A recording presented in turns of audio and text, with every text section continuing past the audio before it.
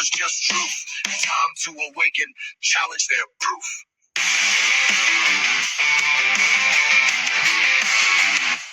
Time to awaken, challenge their proof.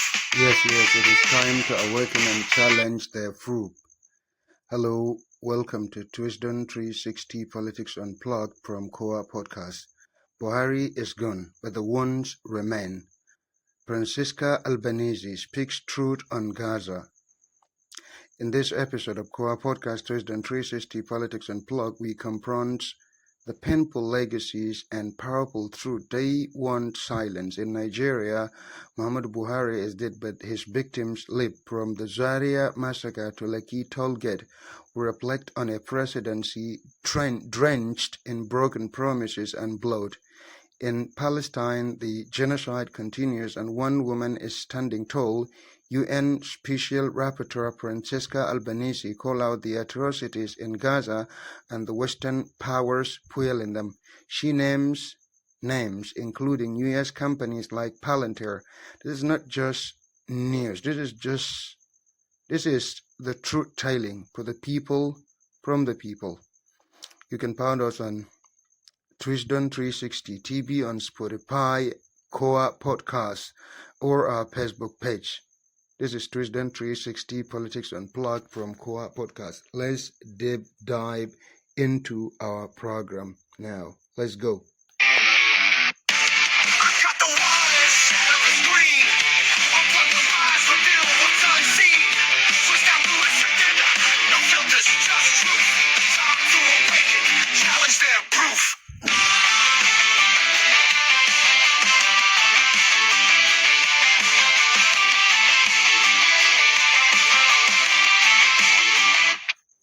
Yes, challenge their fruit. Absolutely, we are challenging their fruit. Former President Muhammadu Buhari has passed on last Sunday in the UK. His death marks end of a complex and deeply symbolic chapter in Nigeria's national journey. For many, Buhari embodied hopes of millions seeking change, especially among the working class and youth in northern Nigeria and beyond. He rose not through political wealth, but through public belief in his personal discipline, history, and anti-corruption stance. Many Nigerians believed in him. They invested their votes, hopes, and expectations, trusting that his leadership would dismantle the structures of impunity that had long crippled the nation. His rise was often seen as a democratic shift, a ballot box revolution powered by the people. But that revolution sadly remained unfulfilled. Under Buhari's administration, many promises were broken. Economic hardship deepened, insecurity worsened, and public trust eroded. His tenure saw troubling setbacks to press freedom, civic liberties, and inclusive governance, reminding us that the same system remained largely unchanged, only with different paces. Yet Buhari's journey from military rule to civilian leadership is not without historical importance. It offered lessons about the limitation of personality-driven politics and the urgent need for systemic transformation. As we reflect on his legacy, let us remember, no leader, no matter how beloved, is above accountability. No revolution is complete without people at the center of it, and no promise matters more than justice, equity, and dignity for all. Our condolences go to his family, his loved ones, and all Nigerians who are mourning. Our reminders goes to history and to the future. The struggle for better Nigeria continues. Like I say, we don't mourn those oppressors. We mourn their victims. And here is what we are doing on this podcast. We don't specifically or individually or personally mourning the death of President Buhari. We are just mourning his victims, the Shiites and the youths of Lekki. And these days, there is a lot of back and forth on social media. Some people are upset that not everyone is mourning Buhari's death. But it is absolutely clear that you don't get to tell people to mourn. you should let them do it by themselves. If you do that, you are kind of imposing what you believe on them, and if they rejoice or they mourn, this is up to them, because Nigeria is a democratic nation, and no, we don't have the same experience under his government. Some have experienced good time, and while some had bad. And let's set the record straight over this issue of Nigerians mourning his death or not. This is the same man who was under 8-year rule. Over 20,000 Nigerians were killed by terrorists. 700 soldiers died just the last 18 months of his tenure. Over 500 school children were abducted, let alone the villagers, the farmers who were abducted. We know those 500 children because they are those 500 school children because they are students. We don't know about the farmers in the rural and urban areas. The Defense Academy was attacked, barracks were overrun, the Abuja-Kaduna train was bombed, and it becomes a trap, a deep trap. That notorious Abuja-Kaduna train become a trap. Every single day there are incidents in that road, and the train specifically was bombed and the people were kidnapped during his tenure. And Zaria and Lekki became a massacre site, and insecurity and poverty and reparation reached disturbing heights. Even 2 years after leaving office, Nigeria is still bleeding from the wounds of his government. So if some Nigerians mourn, that's their right. And if others choose not to mourn or even feel relief or rejoice, that's valid too. You don't get to police people. You don't get to police grief in a country this bruised. Not every legacy deserves tears. Some deserve reflections. Others deserve reckoning. Don't forget you are listening to Kowa Podcast, Wisdom 360 Politics Unplugged. Shatter the screen, unplug the lies, reveal what's unseen. Twitch, dot, 360, no filters, just truth. Time to awaken, challenge their proof.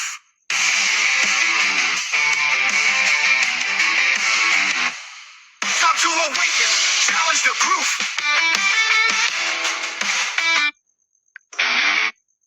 Yeah, it is time to awaken and challenge their proof, and indeed this is what this woman has did.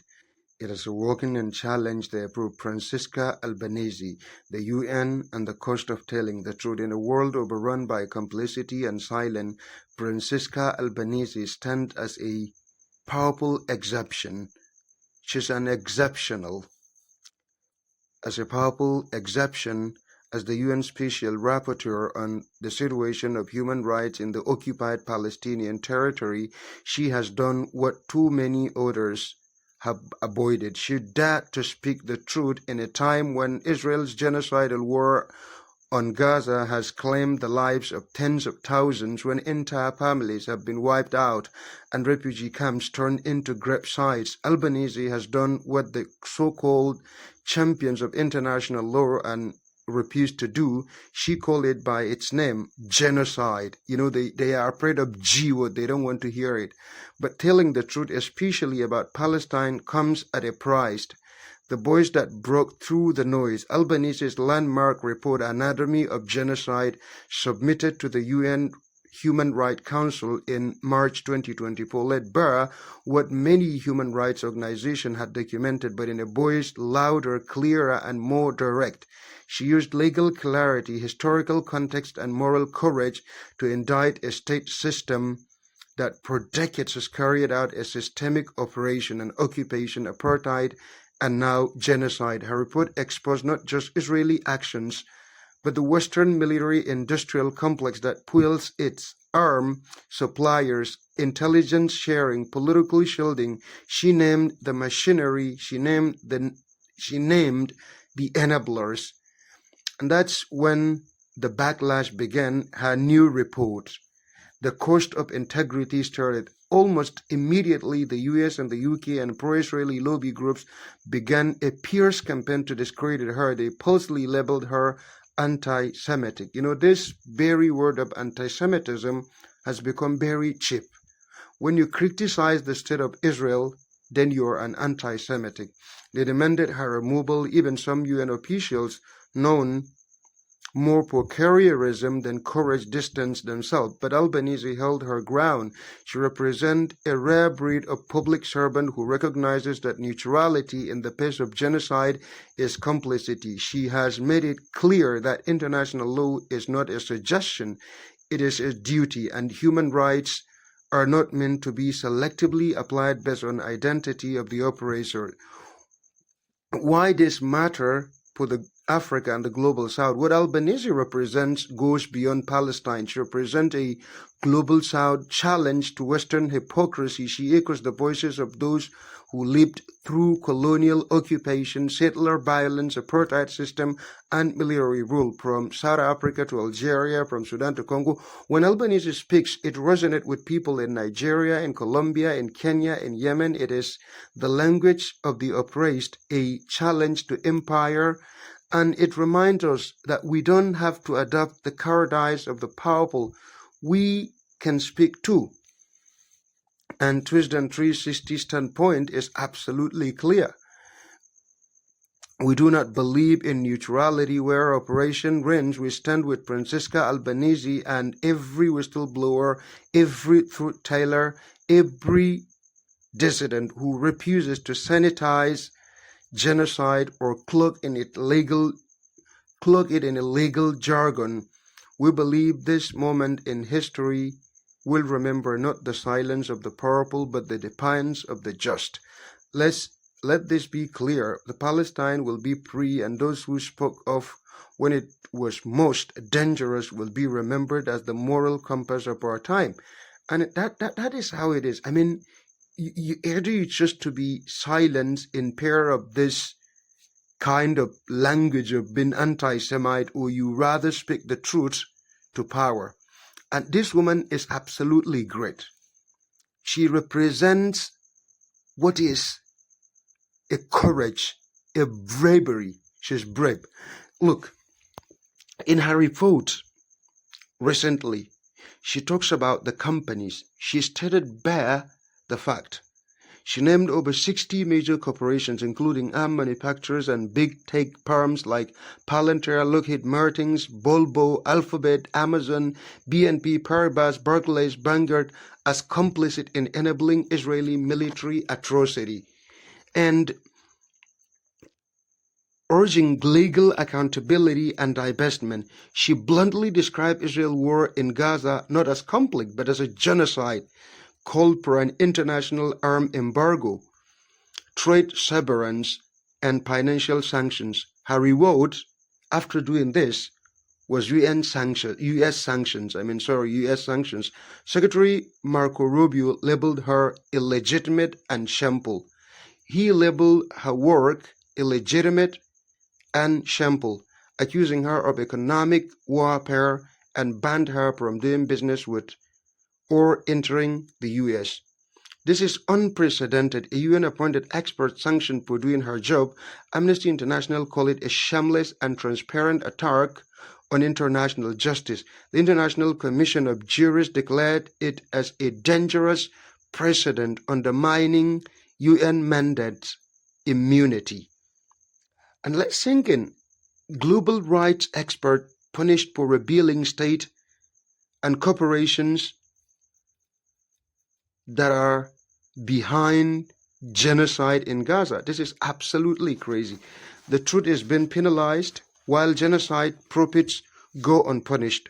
Corporations fueling operations must face consequences, not reporters. The sanctions expose a regime beyond media bias. This is active suppression of dissenting truths. UN officials, human rights organizations, and global legal experts have condemned U.S. move, urging reversal before it chills human rights work globally. But are they going to do it? They're never going to do it. In the age of empire, truth-telling is the real crime, and Francesca Albanese knows it. And there is rising call for her support to be nominated for Nobel Peace Prize. And I see this as a good move by civil society and grassroots organizations that are standing with the truth and demand Western government to reverse sanctions, protect UN experts, and uphold international justice. These are the calls that have been out there. Amplify the call for sanctions against corporate actors complicit in colonial genocide. Her work reveals the truth architecture beneath war. It dismantles sanitized terms, rebuilds the genocide economy. It is not enough to apologize to history. We must stop the architect who still profits from it. Look, let's record Francesca Albanese is more than a UN official. She's a moral voice of our time. Like we say, she's a moral compass of our time in this moment. And she must be remembered as a moral compass of our time. Don't forget, this is Wisdom 360 Politics Unplugged from Kowa Podcast. You can share, like, subscribe, and comment on Facebook, Spotify, YouTube, Wisdom 360 TV, Kowa Podcast, Wisdom 360 TV, and on X. You can find us everywhere in this two names, Wisdom 360 and Kowa Podcast on Facebook, Twitter, X, which is X, and YouTube. Thank you. See you next time. See you in another episode. See you on Monday. Thank you. See you next time, guys.